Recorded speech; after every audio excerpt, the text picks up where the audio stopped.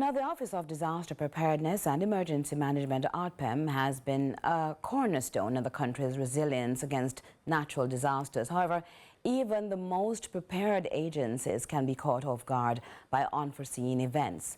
The increasing frequency and intensity of disasters due to climate change and other factors have prompted a critical reassessment of existing protocols.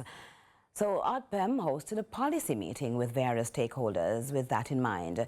Trishagaye Kelly, I wonder what more she can tell us about that. Trishagaye?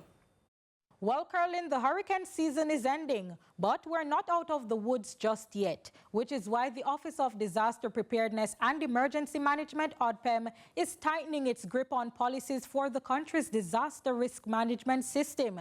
The agency met with stakeholders on Thursday to discuss the way forward as the disasters come one by one. After Hurricane Beryl wrecked the agriculture sector and others in July, the agency seemingly wants to take a proactive approach for the future. ODPEM's Acting Director General Richard Thompson says the aim is to reduce the impact of these disasters on all sectors that affect the economy. When you look at the economics of disasters and what you have to put in mitigation and preparedness, and what you save at the back end in terms of your response and your recovery strategies, it is important that you're looking at your vulnerable sectors and your vulnerable sectors that impacts greatly your GDP, tourism, agriculture.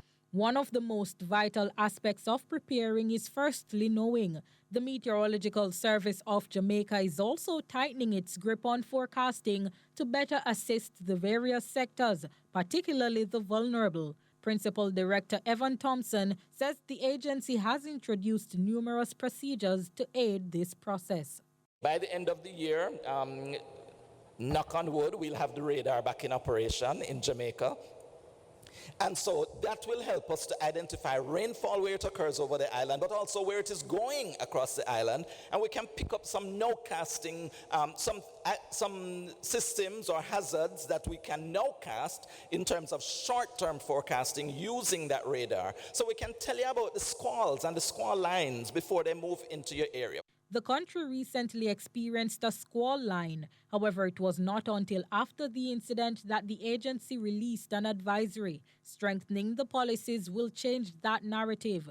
According to ODPEM's newly elected chairman, Dennis Chung, the conversations have been in the making for quite some time.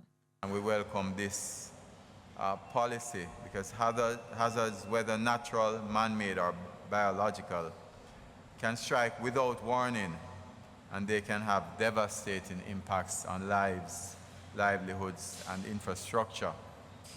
However, with sound planning, collaborative efforts, and proactive measures, we can minimize the impacts. Jamaica has experienced flooding, drought, hurricane, and earthquakes, all in the space of a year. The agency, in its anticipation of a greater impact on the country with future disasters, is supporting the idea of being safe rather than sorry.